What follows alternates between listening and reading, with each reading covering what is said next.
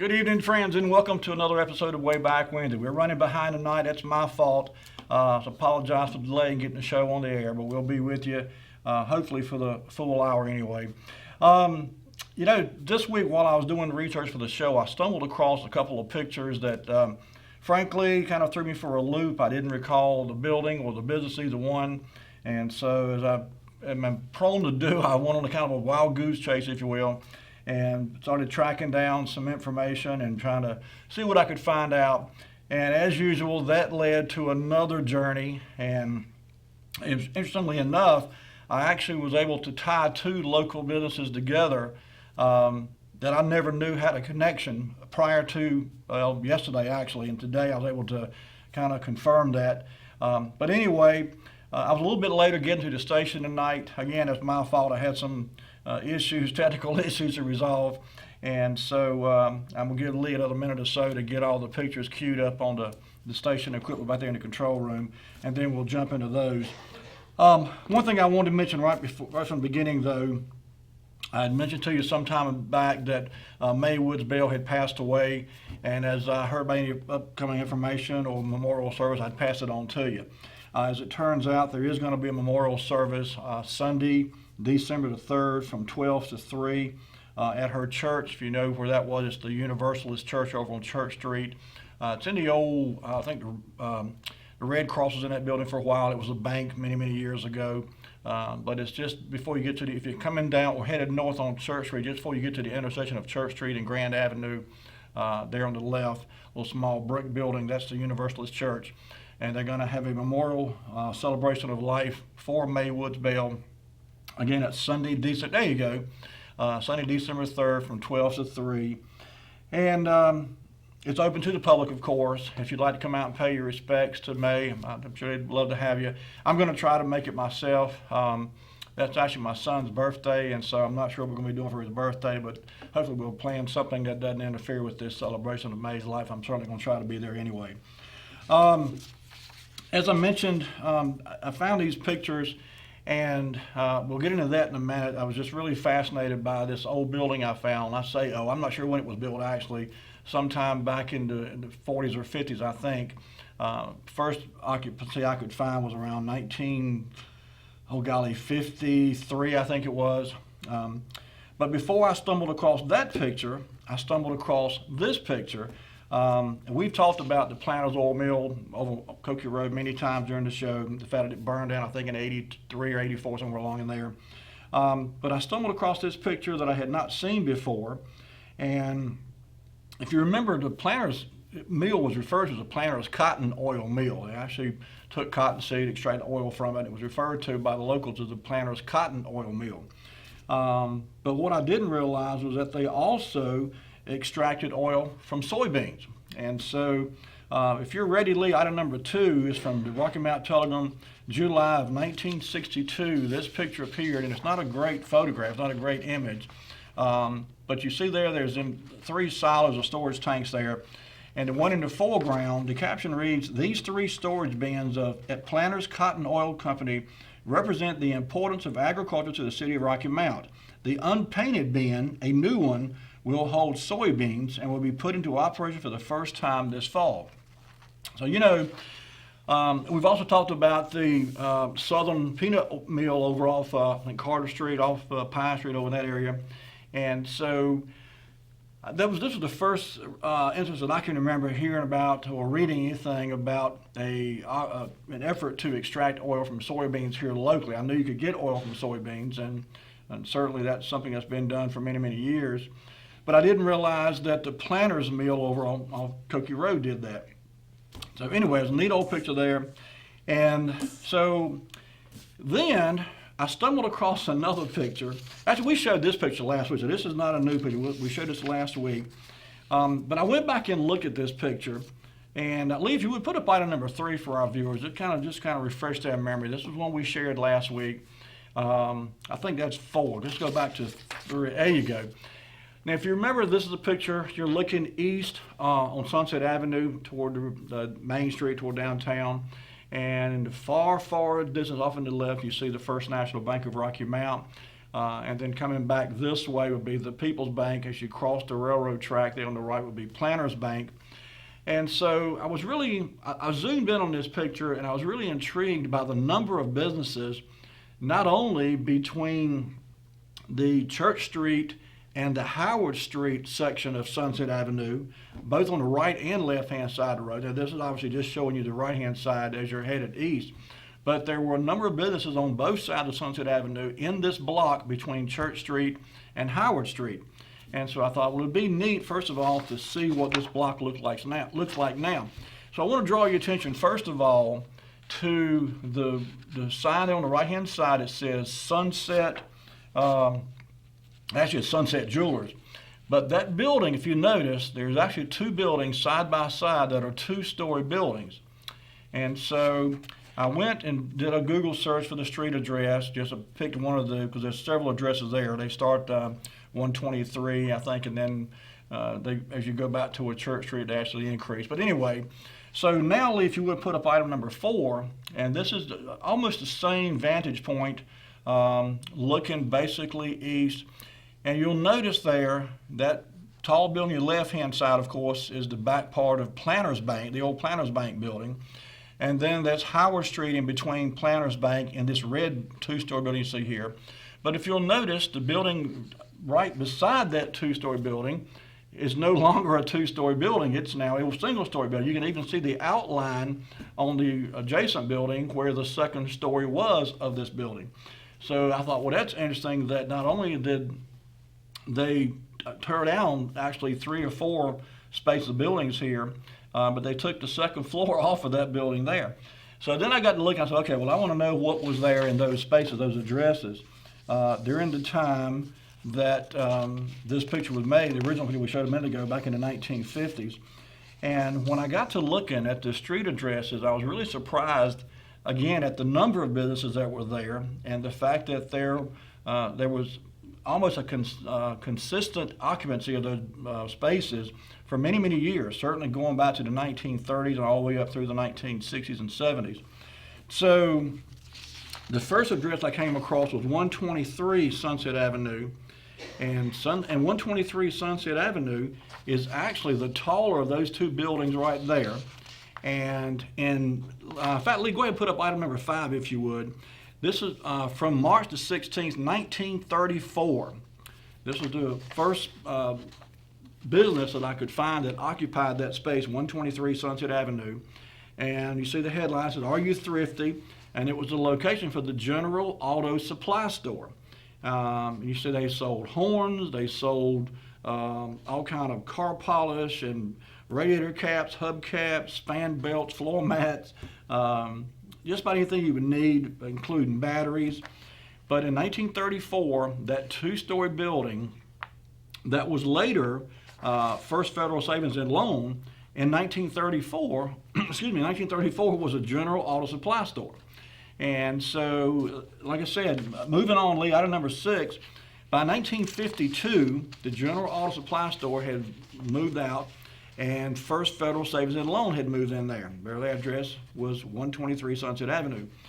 Now, at some point, Wembley and Gregory also occupied a space in this same building. I wasn't exactly sure what they would define a conclusive time frame of when they shared the space, but at some point, Wembley and Gregory, I did see at least a couple of ads where Wembley and Gregory had an address of 123 Sunset Avenue also. So they also had an office in here at some point anyway. So moving on then, item number 7, Lee, by 1943, the address at 127 Sunset Avenue was shown as being occupied by George's Blue Room. Now, if you remember, just a couple of weeks ago, we talked about George's Blue Room. This was kind of catacombs across from the Center Theater there on Sunset Avenue. And, of course, this was December 22nd, 1943, so they're into Christmas spirit. You see the headline of the ad reads, Holiday Wines for Entertaining. And you could bought a whole quart of wine for $1.09 from George's Blue Room in 1943. So, as I said, from the corner there at Sunset and Howard Street, going back toward Church Street, there were literally probably a half a dozen or more physical addresses there over the years, and different businesses occupy those spaces at different times. Let's move on to item number 8. May 28, 1937, this ad appeared for Coppage and Campbell. And again, we spoke about this location here just a couple of weeks ago when we were talking about the then and now. We went back and looked at this ad or a similar ad and then went back. This location now, of course, is this building's been torn down. There's a vacant space there now. But in 1937, Coppage and Campbell was located at 131 Sunset Avenue. And again, this is even more in proximity to the Center Theater on the opposite side of Sunset Avenue. Okay. All right, moving on then, Lee. Number 9, June 17, 1953. This ad appeared announcing the opening for the Sunset Jewelers business. And you see it's kind of hard to read there, but just beneath Sunset Jewelers it says opposite Center Theater. So this business was located directly across Sunset Avenue from the Center Theater. And I couldn't help but think about, we've talked about the many jewelry stores that were up and down Main Street and these side streets many times in past shows. There was no less than a dozen that appeared over the years throughout downtown Rocky Mount. And this is one that I don't know how long it was in existence. I certainly don't remember, maybe some of you do. But they opened up June 17, 1953, across from the Center Theater on Sunset Avenue, and it was called Sunset Jewelers.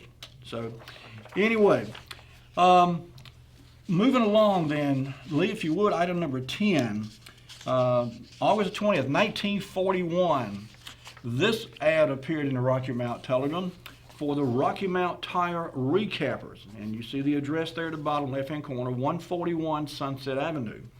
And it's an open ad to Mr. Farmer. Keep in mind, August, we're typically in tobacco season, so the farmers are in town with their tobacco. It's always, in years past anyway, been a big time for business in Rocky Mount when the farmers bring tobacco to town and sell the tobacco. A lot of money to be spent, and the local businesses enjoyed a pretty good heyday of business activity while the farmers were in town. So this ad was specifically referencing the local farmers. It said, "Welcome, Mr. Farmer, to the Rocky Mount Tobacco Market. While in town, save 60% on tire mileage. Have your slick tires recapped." Rocky Mount Tire Recappers. And again, the location was 141 Sunset Avenue. Okay. That was in 1941. By 1951, however, there was another business occupying 141 Sunset Avenue, and it was the Center Newsstand. Oh, we got a call. Let's get this call. Hello, caller. You on the air? All right. You were talking about the recapping place that was on Sunset Avenue. Yes, sir. Been way back yonder in the days when bias-ply tires on automobiles were recappable. Right. That came to a close a long time ago in the venue of passenger car tires. And passenger car tires have not been recapped in years. When the radial tires came out, they were not recappable in the passenger car circumstance. Big truck tires, radial tires are recappable, but radial tires on automobiles have never been recappable. Well, and we've talked about it before in a prior show. You're right. I remember that discussion. Right. It was a big business at one time, though, for sure. Right, and it fell by the wayside with the onset of passenger car steel-belted radial tires. The walls on them were too thin, and they were not acceptable for recapping, and that's just the way it was. Those tires back in those days on passenger cars had cubes in them. Right. Keep the heat down. I mean, that's what caused heat in them. Right. Excuse me. Gotcha. All right. All right, buddy. Thank you. Bye. Bye-bye. Okay. So, anyways, I said, by 1941, Rocky Mount Recappers was occupying the space there at 141. And then by 1951, the Center Newsstand opened up at the same location, 141 Sunset Avenue. And this was, of course, directly across the street from the Center Theater. And you see this ad actually appeared January 28, 1951. And it says opening date Sunday, January 28th. And of course they had magazines, newspapers, comic books, sandwiches, soft drinks, and novelties. The last newsstand I remember in Rocky Mount was down there at the Station Square Mall across from City Hall now. And I don't think we have a newsstand anywhere now unless I guess maybe some of the, well, I don't know. I don't know where you'd go if you want to go buy a magazine or a newspaper or comic book for that matter. But that was the last one I remember, was in the Station Square Mall over there.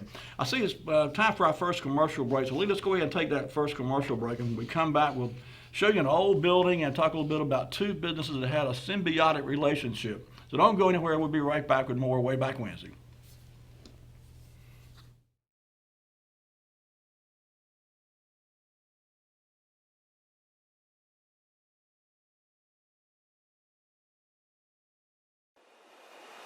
Today, having the right healthcare plan tailored to your specific needs is vital to your peace of mind.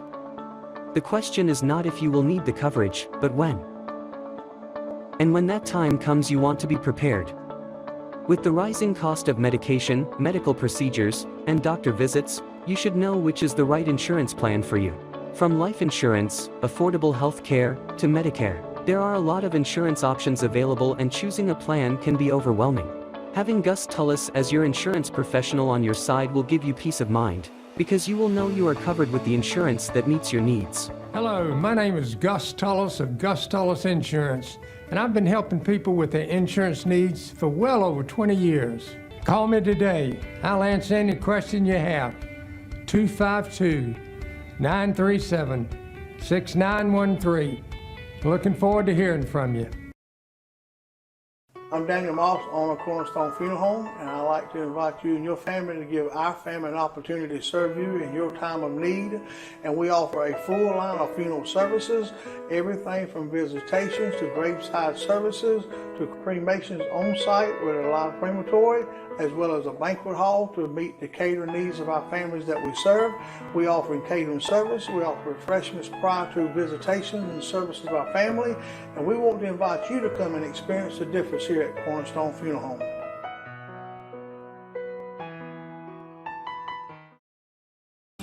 There's a main nerve that leaves your back that goes into your hip and goes down your leg. It's called the sciatic nerve. A back injury can put pressure on that nerve, causing pain, numbness, tingling.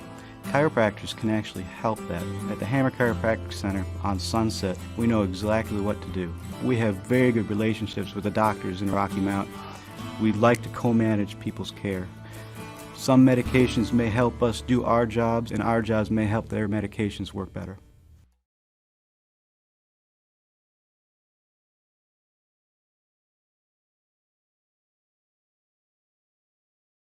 And we're back. During the break, I just wanted to do a little check. And prior to the show coming on live tonight, I had received a text message from one of our viewers saying that it appeared that our internet feed was down.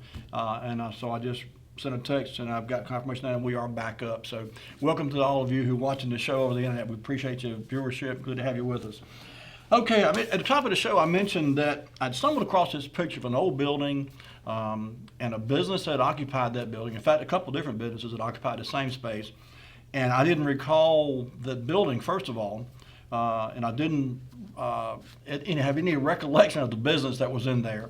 Ironically, the second business that was occupying this building, I did remember, but for some reason I did not associate them with this particular building. So without further ado, Lee, if we could, let's jump in. Item number 12. This article appeared in the Rocky Mount Telegram, June the 18th, 1953. The picture quality is horrible. I apologize, but this is as best as I could get it. But I'll tell you, I'll read the caption for you first of all, and I'll tell you where the building is.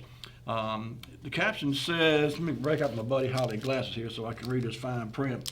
The caption says, work nears completion on the Dacey Company building shown here under construction in the 1500 block of Boone Street.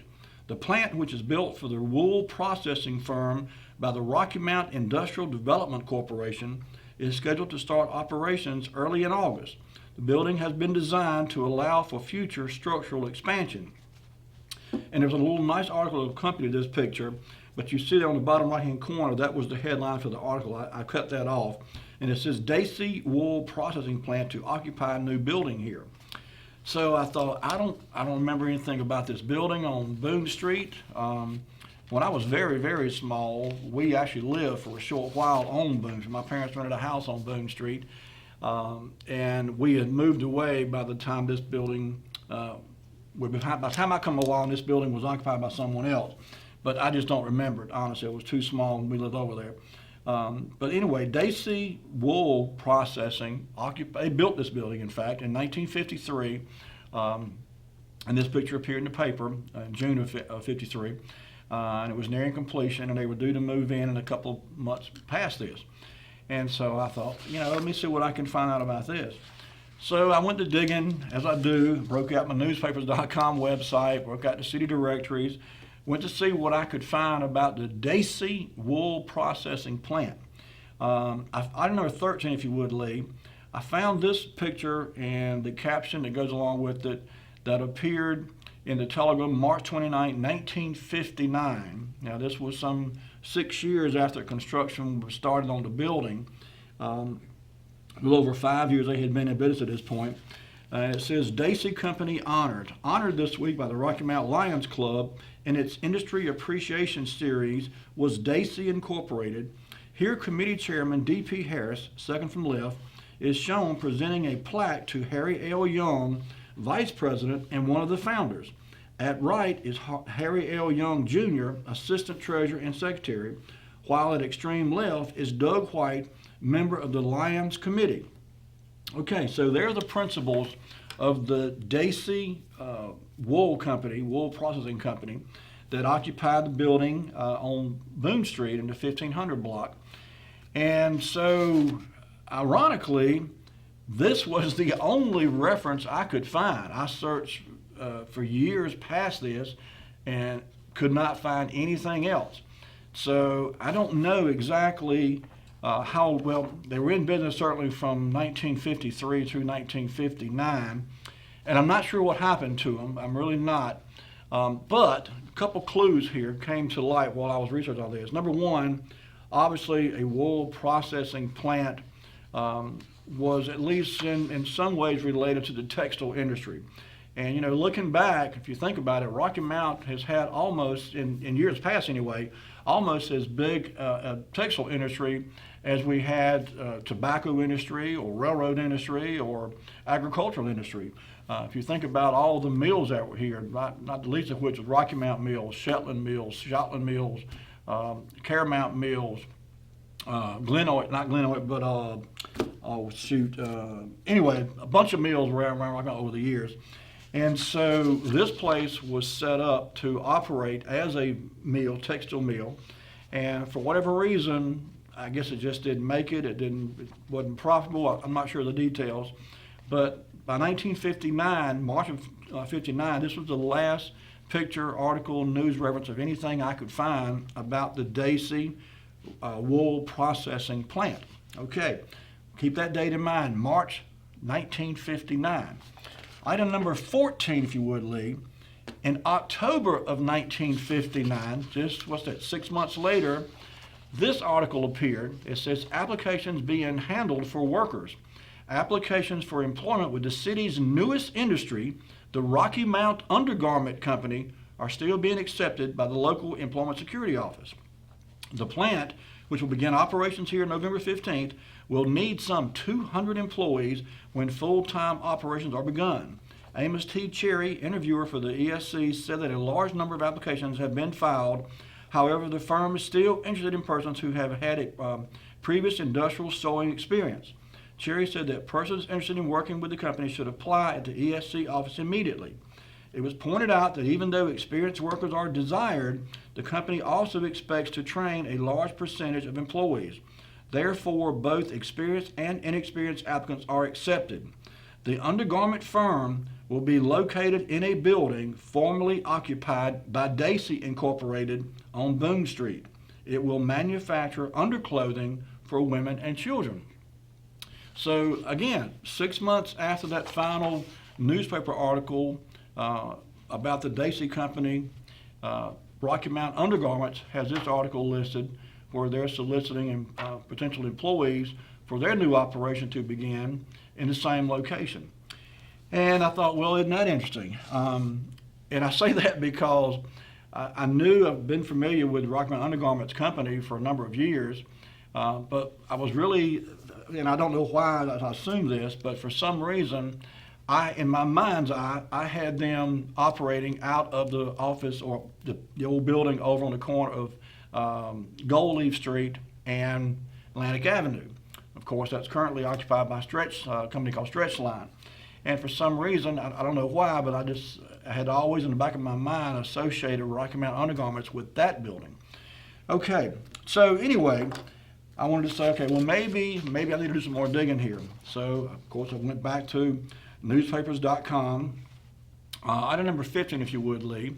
June 19th, 1960, this picture appeared in the Rocky Mountain Telegram, and the caption reads, "Making panties."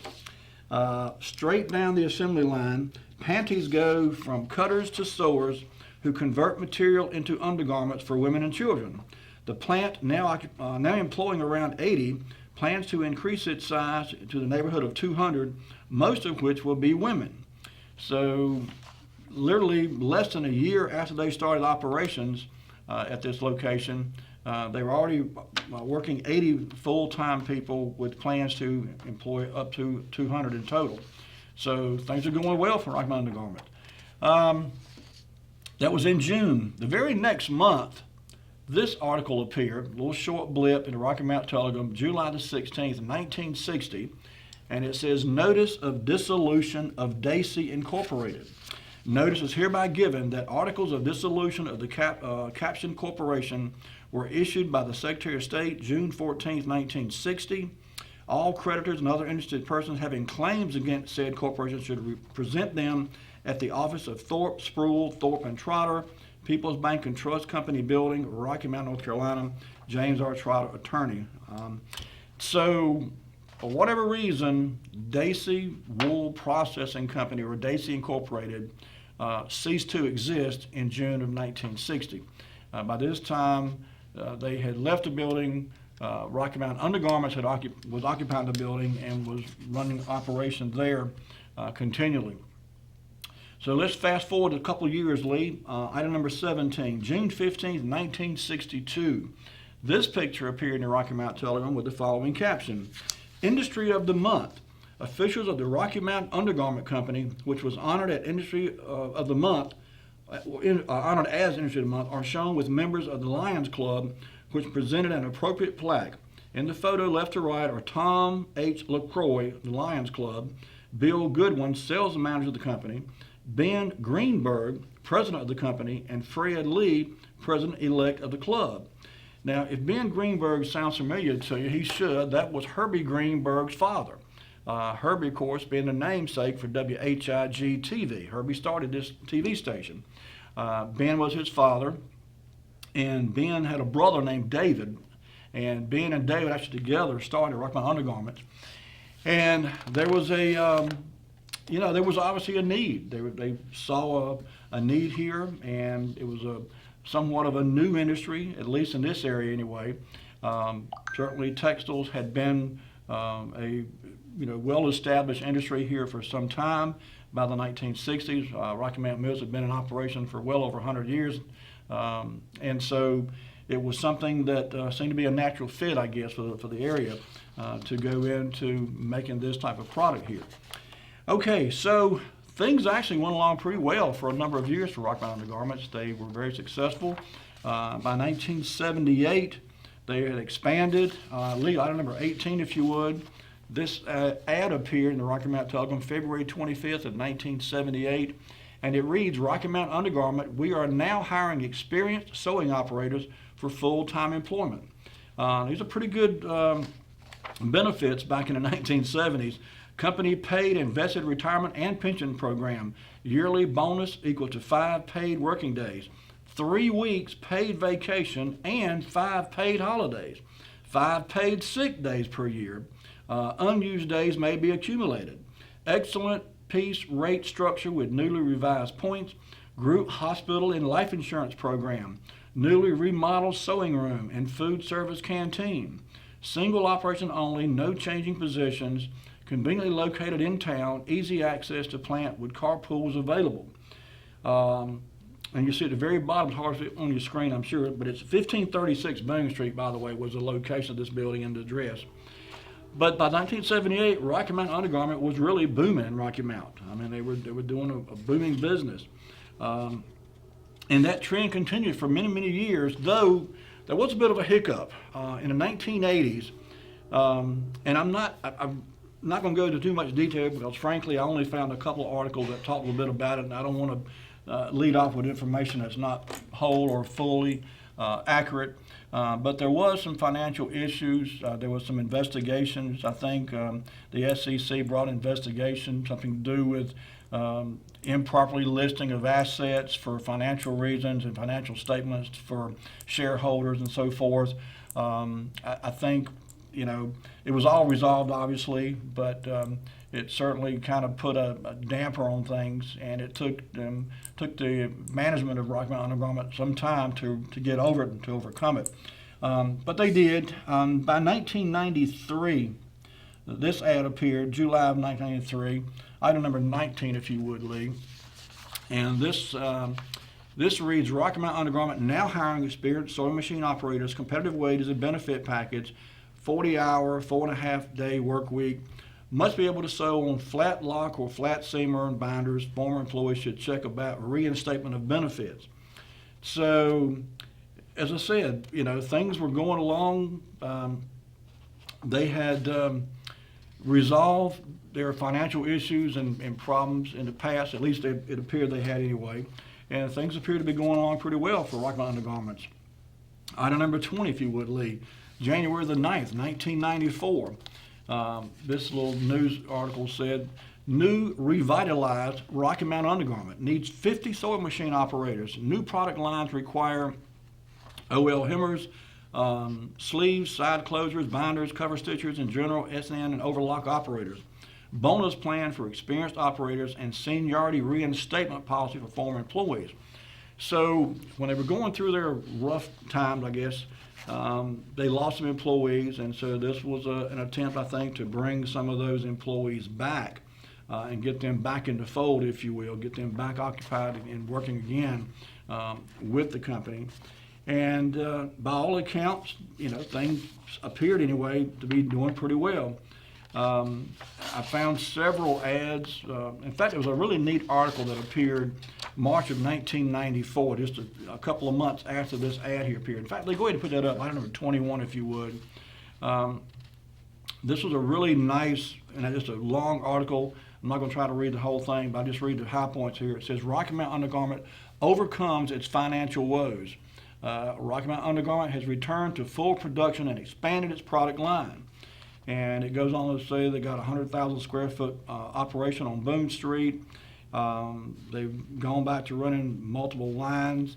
And, you know, like I said, to overcome what they had gone through and, you know, the scrutiny and the bad publicity and all of that, they were able to come back from it and at least for another few years anyway, conduct business. And you know, a lot of people got their start working in Rocky Mount at Rocky Mountain Undergarments. They employed a lot of people over the years, and I happen to know several that worked there myself, in fact, over the years.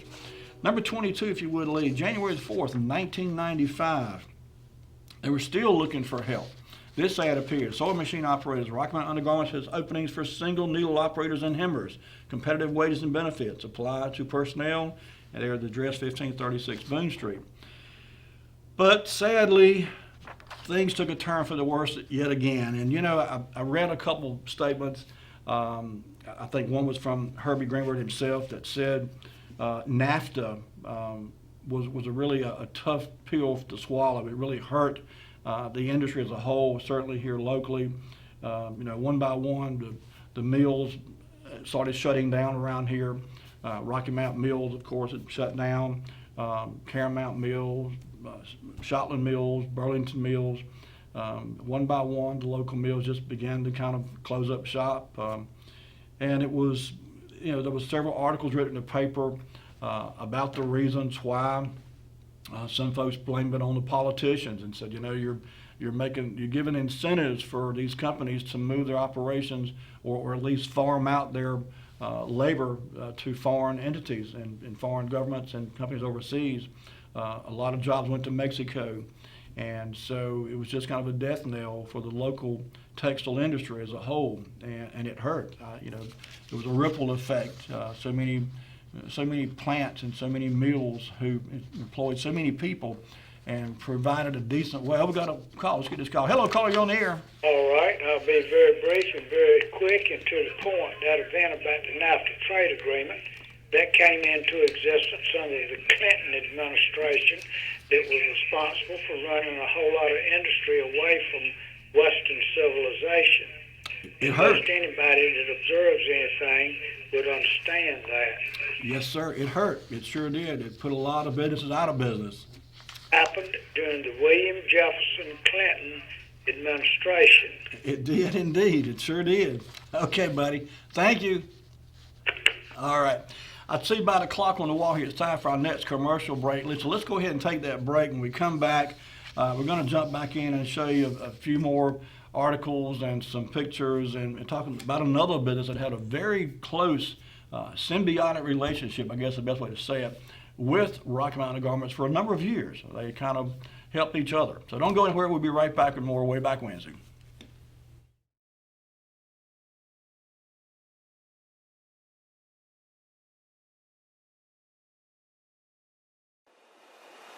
Today, having the right healthcare plan tailored to your specific needs is vital to your peace of mind. The question is not if you will need the coverage, but when. And when that time comes, you want to be prepared. With the rising cost of medication, medical procedures, and doctor visits, you should know which is the right insurance plan for you. From life insurance, affordable health care, to Medicare, there are a lot of insurance options available, and choosing a plan can be overwhelming.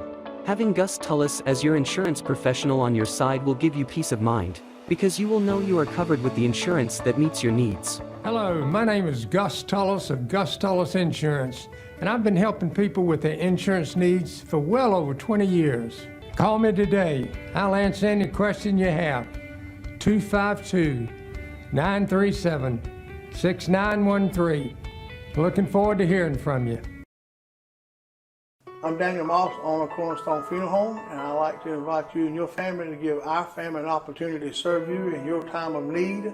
And we offer a full line of funeral services, everything from visitations to graveside services to cremations on site with a live crematory, as well as a banquet hall to meet the catering needs of our families that we serve. We offer catering service. We offer refreshments prior to visitations and services of our family. And we want to invite you to come and experience the difference here at Cornerstone Funeral Home.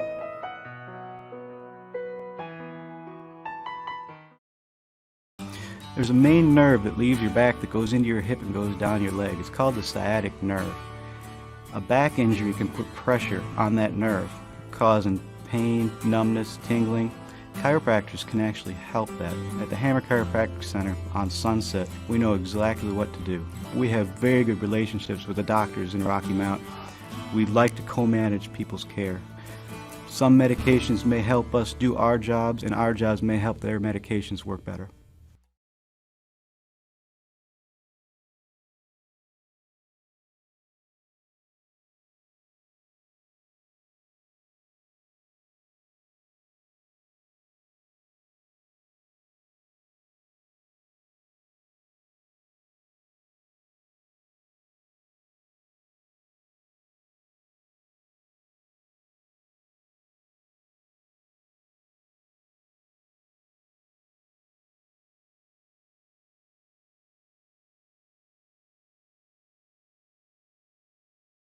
And we're back.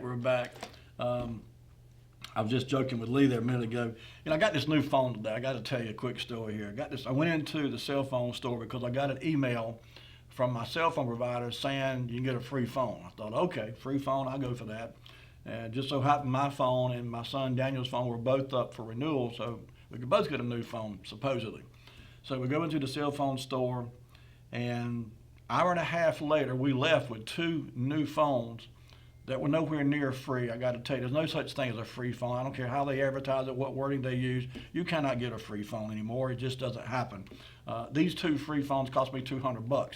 So I've been trying to figure out how to do what I need to do, And so if you try to call me and I don't answer right away, call me back, because I'm still figuring out how to get around this newfangled technology here. And I've had a similar phone for years, but this one is just not the same as my old one. So bear with me when it comes to phone and technology and that kind of stuff. I deal with computers all day long. This phone blows my mind. Okay, we left off with number 22, Lee. I think that was January 4th, 1995. Things, unfortunately, had been on a bit of a downhill turn, though it appeared as though Rocky Mountain Undergarments had kind of made a comeback, if you will.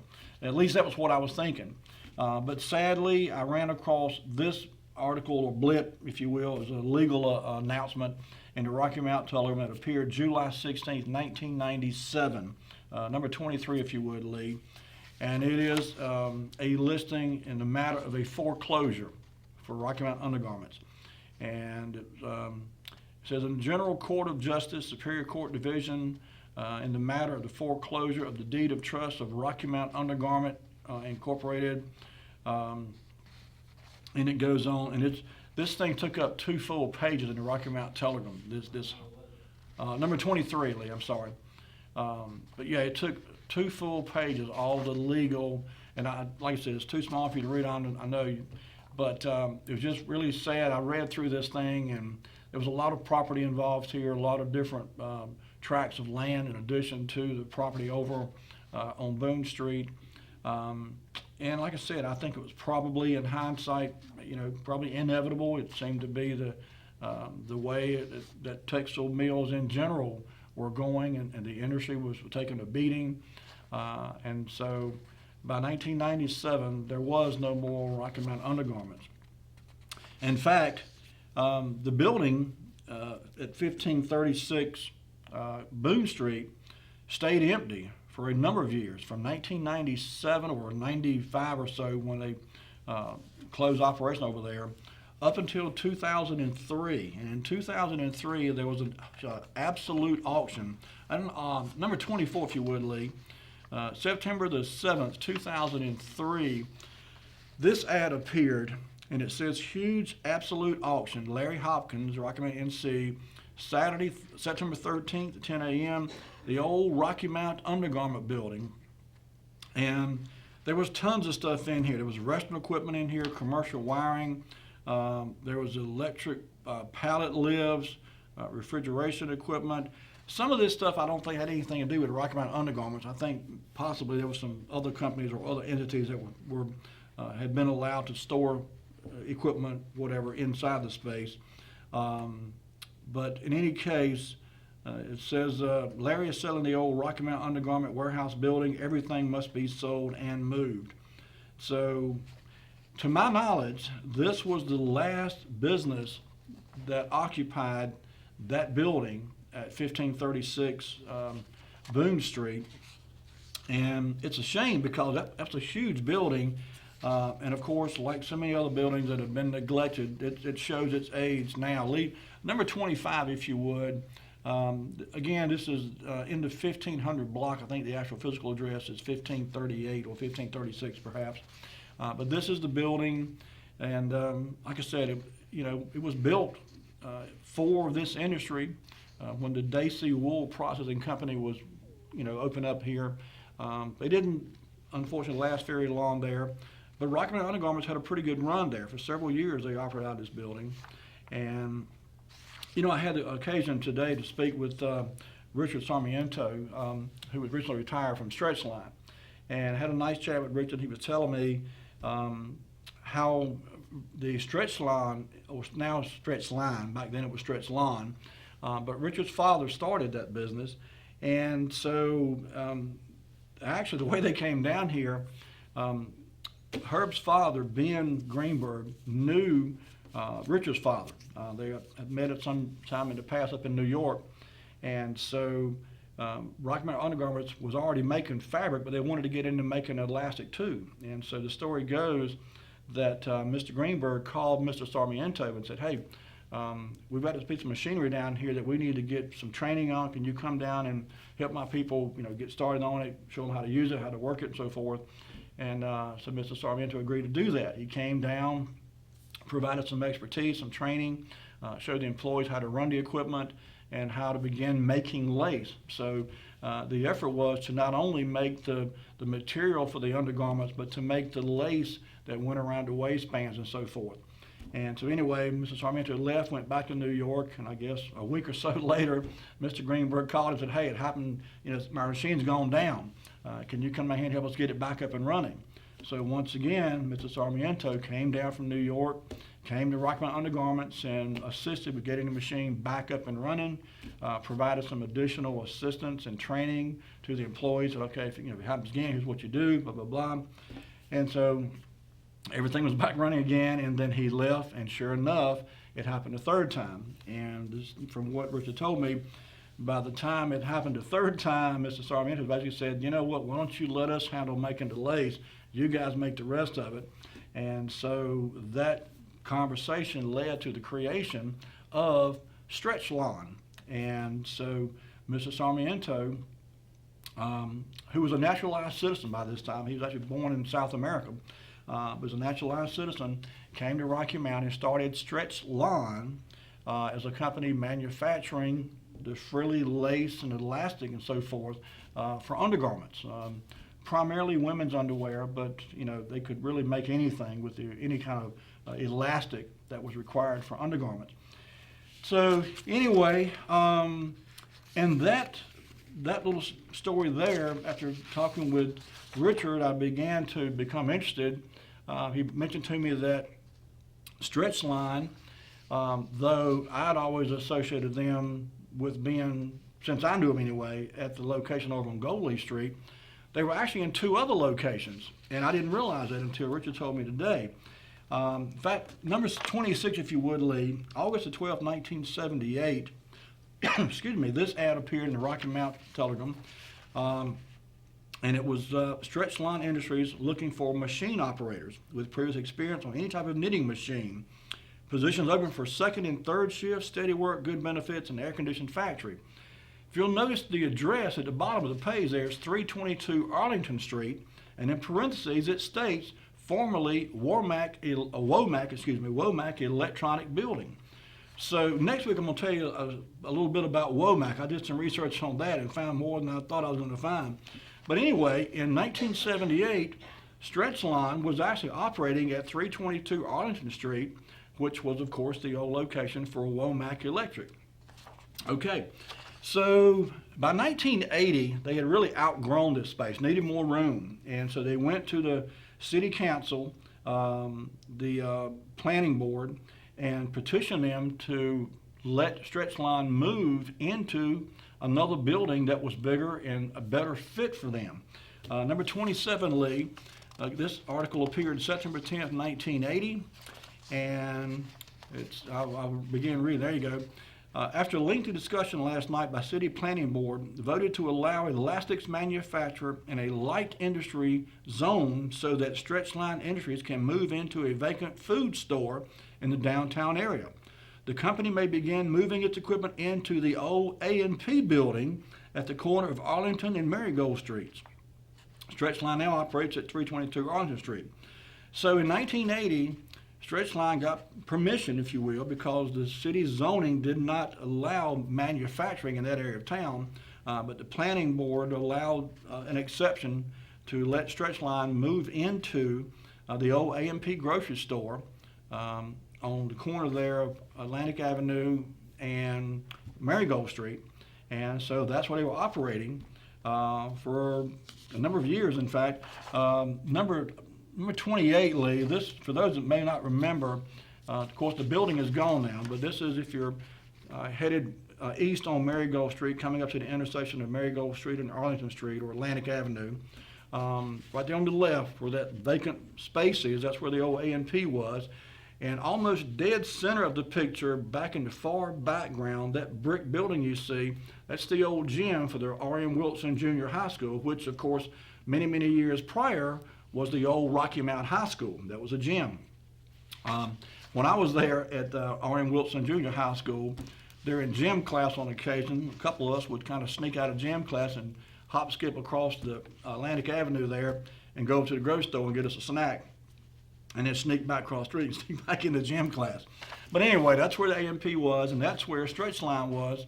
They moved there in 1980 and operated there for some time. By 1988, number 29, if you would, Lee, Stretchline had been in business 10 years. They got started in 1978, and by 1988, they had been in business 10 years. And by all accounts, things were going really well. In fact, I read an article that, Richard was talking, in fact, in the article, he was being interviewed about the economy and about the local textile industry and how bad it had been for other industries. And Richard was very complimentary of his employees and the family atmosphere and the teamwork that they had put together there at Stretchline. And that's what had allowed them to survive that. When other businesses had failed and gone under, Stretchline was able to weather the storm, and in fact did pretty well for a number of years. And so this article, accompanying pictures, came out in the paper June the 12th, 1988. And you see the headline that says Stretchline celebrates 10 years of operations. By the way, Mr. Sarmiento had two sons, Dave and Richard. There on the left, that's Richard. I'm sorry, that's Dave there. And on the right picture is a couple of employees. But item number 30, Lee, this is actually Richard here in this picture here. And this is from the same article. This is about a whole page article. That's Richard there on the left. A much younger Richard, I might add. This is from 1988. And congratulations to Richard, too. Like I say, he retired this year, and after about a 40-year run with Stretchline. So congratulations are certainly due there. But, Stretchline went through and has gone through several cycles of the economy for sure, and technology changes, and they've been very at the cutting edge of technology for a good point. I've been doing the computer work for a number of years, and they've implemented some good policy and procedures. I mentioned that Richard and Dave's father, Mr. Lewis Sarmiento, had started the business. Item number 31, if you would, Lee. This appeared the very next month after that article there appeared. This was in July of 1988. And it's a picture of Mr. Lewis Sarmiento, their dad. There he is there. And he actually came back to Rocky Mount. He'd been down in Florida operating a company down there, and he came back up to Rocky Mount to assist his sons in running the operation here. I actually had the pleasure of meeting Mr. Sarmiento many, many years ago. He was a delightful fellow, and certainly a smart businessman. He instilled good business ethic in his sons, and certainly his work ethic and his attention to detail, for lack of a better term, is what allowed Stretchline to have such a long and storied career. Number 32, Lee, in 1992, yet another article appeared talking about Stretchline's successes, and this is an article, in fact, that where Richard was interviewed and basically said that the success of the business was in large part due to the teamwork and the camaraderie and the family atmosphere that exists around there, and they've just worked together and found ways to overcome. These pictures are terrible here. I apologize, but this is just the way it came off when I saved this article and these images. They just were not very clear. But in any case, change is inevitable, as the old saying goes. And by 1999, there was an acquisition. Number 23, if you would, Lee. Stretchline was acquired by a European conglomerate. And they've gone through several transitions over the years. And this was, one of those, I guess you'd say, inevitable things, certainly for sure. But at the same time, it was almost, from what Richard has said, it was do this or go out of business. I mean, it was kind of you do what's best for the company. You got employees, you got you want to look out for your people, and you want to do whatever it takes to keep your people working. And so, as tough as it was for the company to give up, for the family to give up a good chunk of ownership in the company, it was the right decision to make. I think they have certainly peace of mind with their decision, because the company is still in operation today and has gone through, again, lots of growth. And one final thought about Stretchline and the company, and Richard, on a personal note, I've had the pleasure of working closely with Richard over at Stretch Line for many, many years now. And if you know him and you know anything about him, one thing comes to mind, and that's his unending love for the sport of baseball, but not just baseball, sports in general. Through his leadership, Stretch Line has been involved with supporting several age groups, from small kids, 8, 9-year-old, up to teenagers, not only in baseball, but soccer and just all kinds of sports. But he's just been really a force to deal with in Rocky Mount when it comes to promoting sports and helping young kids stay active in sport. June of 2001, this article appeared. It's a terrible picture again. But the headline reads, Step Up to the Plate, or Step to the Plate. And I'll read this here. It says, Richard Sarmiento, president of Stretch Line Industries, presents Cindy Berry, president of Friends of Rocky Mount Little League, a check for $4,690, culminating the Stretch Line Step to the Plate Challenge. Donations from contributors were matched by Stretch Line. Donated to the fundraising effort were Faye and Skip Spry, Jane and Ted Punko, Cindy and Steve Berry, Amy and Joe Bell, Janice and Clave Cox, Linda and Jamie Gould, Phyllis and Fred Horn, Deborah and Kenneth Burnett. That is a whole lot of, I'm not going to try to read all these. I didn't realize there were this many names. But the bottom line is, Richard was able to get out and get people interested in participating in these types of sporting activities, and it's just a testament to his leadership, and there's no telling how many young people that he's kept out of trouble, literally, by giving him an option to play sports instead of being out on the street, running up and down, getting into trouble. So kudos to Richard and to all the good folks over at Stretch Line. It's been my pleasure to work with them over the years. I'm retiring in January, and so I won't be seeing them much over there as I have in the past, but they've been good folks to work with, and I've enjoyed working with them. Folks, that's going to bring it to its end tonight. Lee, bring it back to me. I want to thank those that called in. I want to thank you for watching the show tonight. And I apologize again. We were a little bit late getting on the air, and that was entirely my fault. I got all the way to the station. I'll tell you what happened. All the way here, and realized I forgot the flash drive with all the pictures on it. I had to turn around and go all the way back home, get my flash drive, and come back again. And I called Lee and said, look, I'm running way behind, but I'm on the way. And so that's why we're a little late getting on the air tonight, but we've got everything in. So I thank you for bearing with us. Thank you for watching. Have a great week. Take care of yourselves. Be kind to one another. We'll see you next week with more Wayback Wednesday. Good night.